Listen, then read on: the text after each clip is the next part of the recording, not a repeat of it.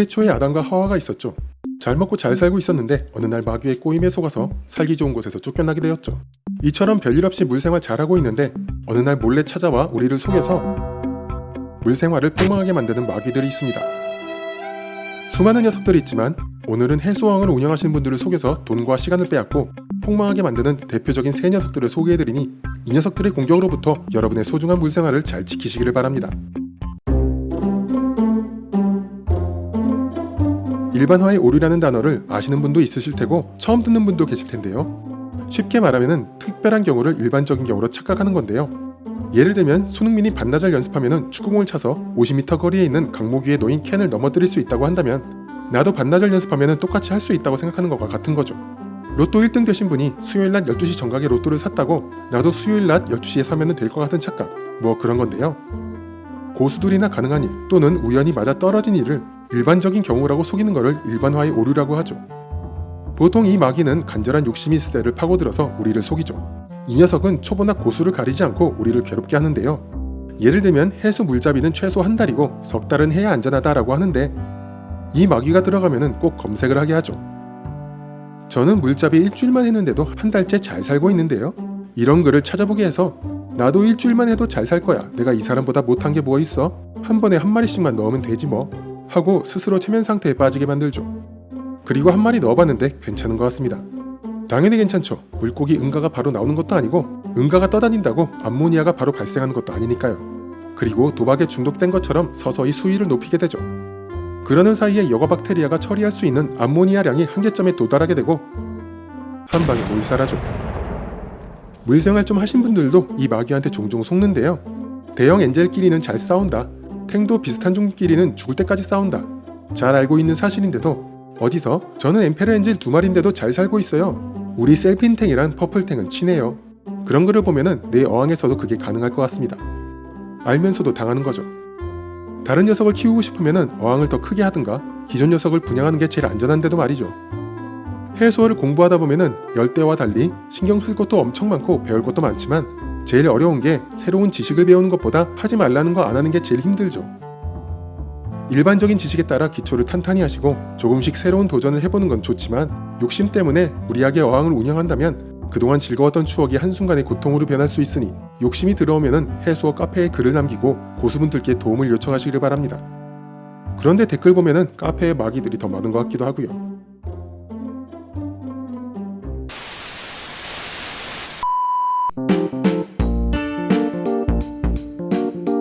해수 물생활을 하다 보면 이게 방인지 실험실인지 내가 취미생활을 하는 건지 연구실에서 일하고 있는 건지 착각할 정도인데요.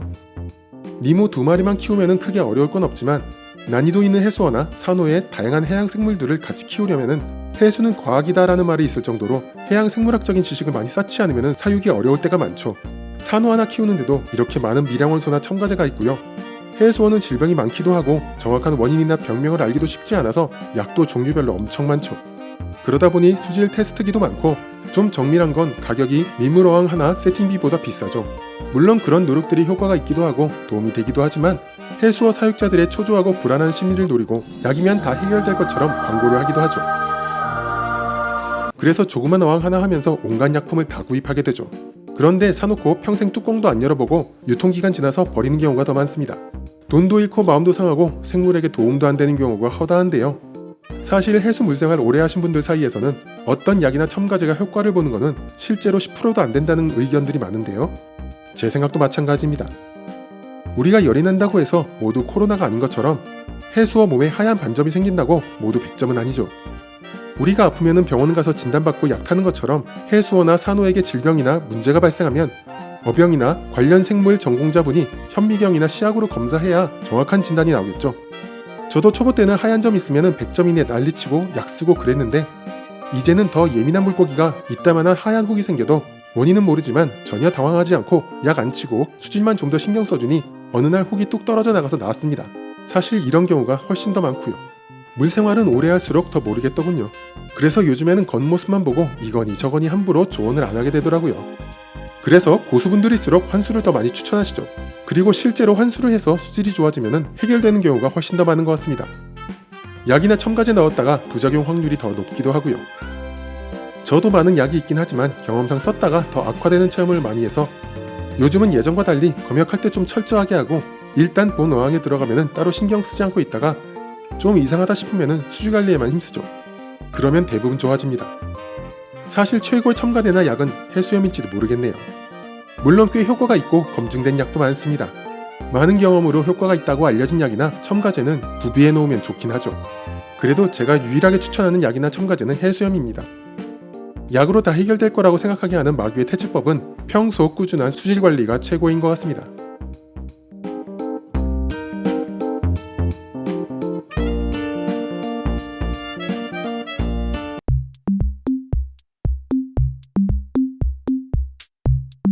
이거는 신참이나 고수나 이기기 쉽지 않은 막인데요.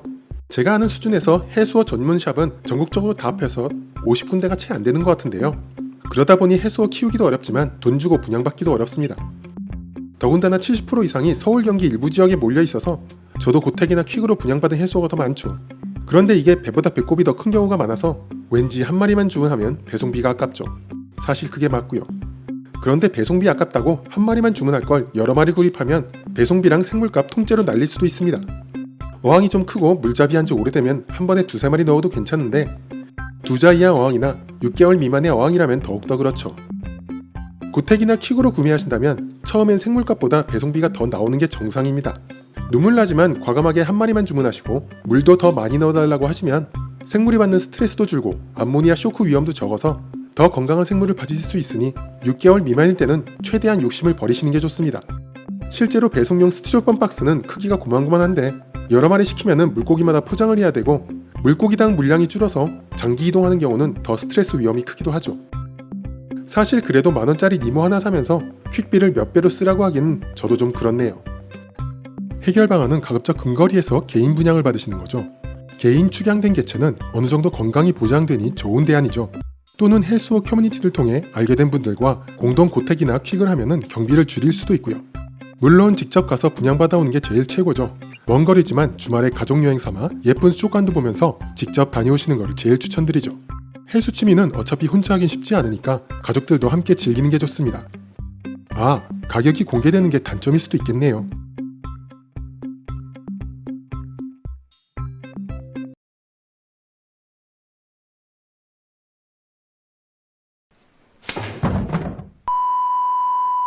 여튼 해수 인구가 많아져 해수어 전문샵이 많아지길 기대해봅니다.